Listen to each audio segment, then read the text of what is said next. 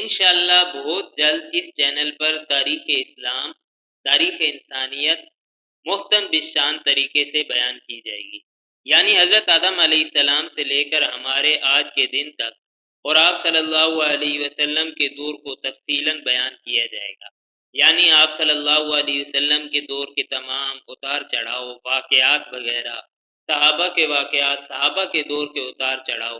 اگر آپ بھی حصہ بننا چاہتے ہیں تو سبسکرائب کریں۔ بسم اللہ الرحمن الرحیم۔ السلام علیکم دوستو۔ حضرت عمر رضی اللہ عنہ نے ایک مرتبہ کسی اہم مقصد کے لیے تمام اہل مدینہ کو جمع فرمایا اور تقریر سے پہلے ایک جملہ ارشاد فرمایا، ایھا الناس اسمعوا واطیعوا، اے لوگوں سنو اور مانو۔ ایک بڑھیا کھڑی ہوتی ہے اور کہتی ہے لا نسمع ولا نطیع، کہ نہ تیری بات سنیں گے اور نہ مانیں گے۔ حضرت عمر رضی اللہ عنہ نے فرمایا، ایسا کیا مجھ سے جرم ہوا کہ میری بات سننے کے لیے تیار نہیں، میری بات ماننے کے لیے تیار نہیں؟ اس بڑھیا نے کہا کہ فلانی جگہ سے چادریں آئیں اور آپ نے تمام مدینہ والوں کو ایک ایک چادر دی، اور آپ اس وقت ایک چادر اوڑھے ہوئے ہیں اور ایک تہبند کی جگہ باندھے ہوئے ہیں، دو چادریں آپ کے حصے میں کیسے آئیں؟ حضرت عمر ایک دم ممبر سے نیچے اتر آئے اور فرمایا کہ اس کا جواب میرا بیٹا عبداللہ دے گا۔ بھائی بلاؤ عبداللہ کو۔ عبداللہ بلائے گئے اور پوچھا کہ اس سوال اور اعتراض کا جواب دو۔ بیٹے نے جواب دیا کہ ابا جان کا کرتا پھٹ گیا تھا، ابا جان کو کچھ ضروری بات کہنی تھی، اتنا موقع نہیں تھا کہ کرتا سلوایا جائے۔ میں نے اپنی چادر ابا جان کی خدمت میں پیش کر دی، دو چادریں اس طریقے سے ابا جان کے پاس جمع ہو گئیں، ایک میری ہے اور ایک ابا جان کی ہے۔ تب بڑھیا کھڑی ہوئی اور کہا الآن نسمع ونطیع، اب سنیں گے اور مانیں گے۔ اب کہو کیا کہتے ہو؟ یہ ہے امانت داری اور یہ ہے عدل و انصاف۔ یہی حضرت عمر ایک مرتبہ چند صحابہ کی جماعت کے ساتھ بڑے ضروری کام سے تشریف لے جا رہے ہیں۔ راستہ میں ایک بڑھیا ملی جن کی کمر مبارک بھی جھک گئی تھی اور لاٹھی کے سہارے سے آہستہ آہستہ چل رہی تھی۔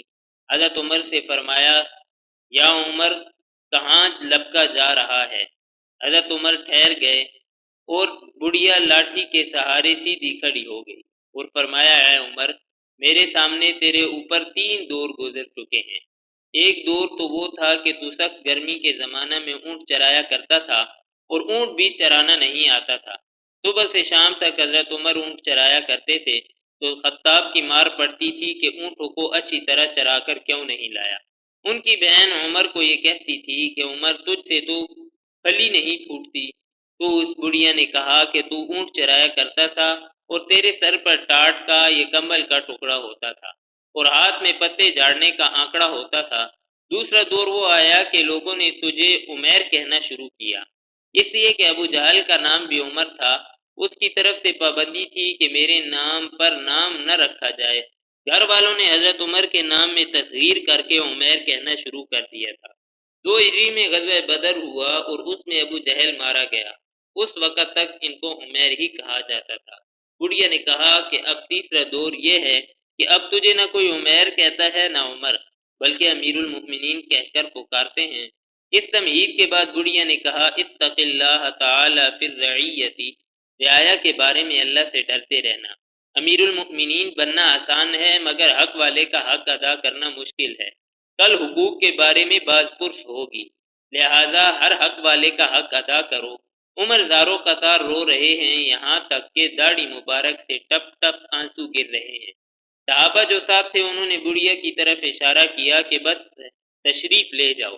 حضرت عمر رضی اللہ عنہ کے رونے کی وجہ سے زبان بھی نہ اٹھ سکی، اشارہ سے ہی منع فرما دیا کہ ان کو فرمانے دو جو فرما رہی ہیں۔